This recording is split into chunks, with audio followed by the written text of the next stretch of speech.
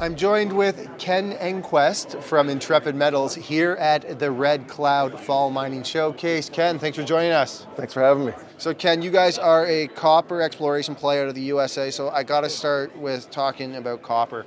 We see these quotes on social media that go viral all the time from Robert Friedland talking about the big copper shortage. Yet, I have to say, given the urgency that we're told about in the media and social media about where the price of copper should be heading, it doesn't really seem to be translating to the prices. I mean, I know that we've kind of gone from like the low threes to the mid fours, but when's that going to kick in? What's your read on the copper market? It's like everybody else, you got to have a crystal ball. I mean, I would have said much sooner a couple of years ago myself. Everybody knows, like you mentioned, there's a cliff in supply that's coming quick, and there's not enough pounds of copper coming back onto the market and to the supply to meet that to meet the future demand. There's a bit of a kind of a stall in the market lately. Most people think it's largely due to the elections and to China. China's been trying to figure out their economy and what they need to do to stimulate their economy for quite some time, and they're taking some actions and everything. But again, I think even their economy is somewhat stalled to see who's going to be in the White House in November.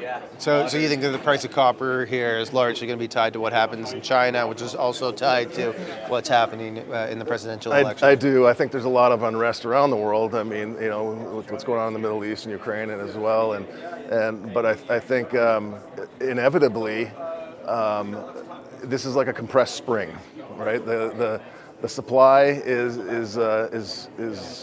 not going to keep up with the future demand, especially with the electrification of the earth, the decarbonization of the planet, the electric vehicle revolution. I mean, AI.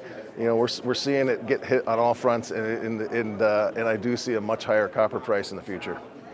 So, Ken, it's the first time that we've chatted. You got involved with Intrepid Metals about a month ago, it sounds like. Why'd you get involved? And also, just to kind of set the groundwork for our audience, what's the high-level overview of the company? Sure. Well, I got involved actually a year ago. I joined the board.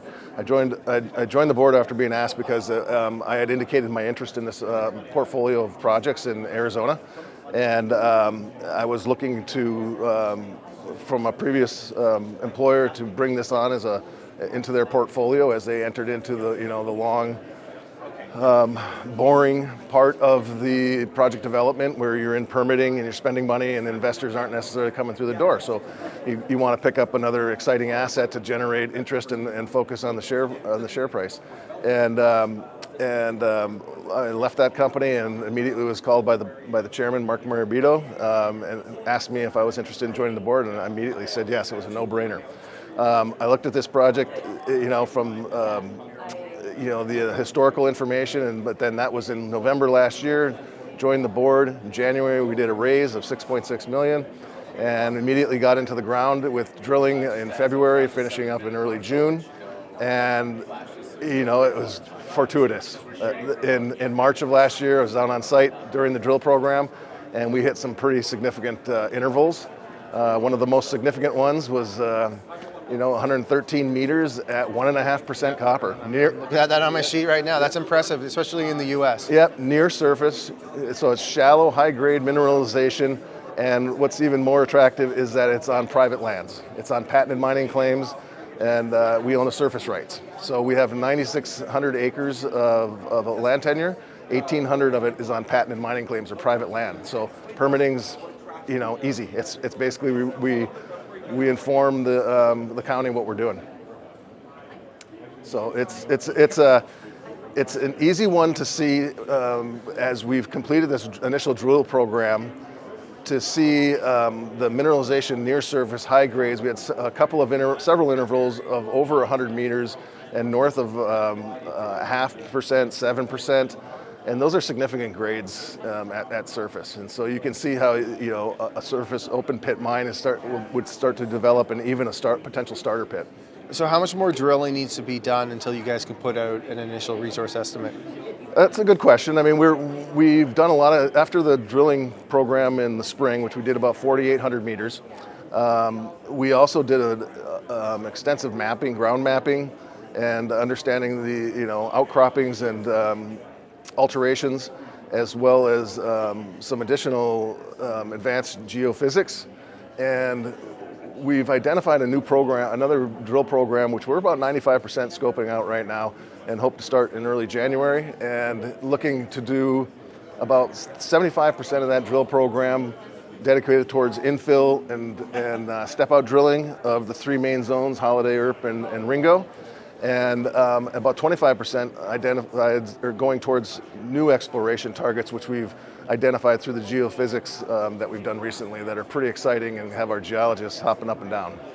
So, sorry to pin you down here, but like timeline, if I'm an investor watching this and I'm trying to go, okay, I'm thinking about investing, is there any kind of roadmap here of when we'd see that? Yeah, and we are early days, so we are developing this. It's we're targeting to get through this next drill program, see how that lays out. As we're stepping out about 50 meters from known mineralization, and seeing how that can pull together into a resource. Okay. So maybe summer next year or next summer. Okay, so Ken, so if I am an investor watching and I'm trying to ask myself, okay, if I put money into Intrepid, and what's the catalyst that I need to make money, to see the share price go up? It sounds like we just need to see more drilling, and we need to see more of these similar, I don't know that you guys are going to hit another 113 meter, 1.5% copper drill hole. Yeah. Hopefully you do. Yeah.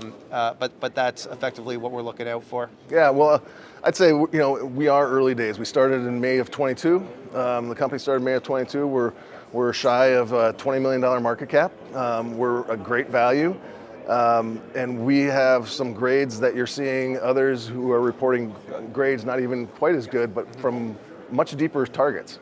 So they're looking at underground mining with grades that are lower than what we're seeing at surface. And we haven't, we've de-risked ourselves right out of the gates from a land position. So we're not on any forested, national forests or encumbered lands. So we don't have that risk lying over our head. And the most other significant thing is we haven't found that porphyry root feeder system yet. And just to the south of us, about 22 kilometers, is the historic Copper Queen mine in Bisbee, Arizona, that was owned by Phelps Dodge and mined by them for decades. That mine started out similar in size to what we're seeing as Ringo is starting to fill out. The Ringo zone, which is they started out with 53 million tons at 6%. I mean, 6% is significant. That's going to be a hard one to find these days anywhere on the planet. But we're seeing Ringo fill out to be about the same size right now. We're at 1.5% intervals, which is pretty good size. But then they found the feeder system, the porphyry feeder system, while they were mining that part of the resource, and they mined for another 60 years.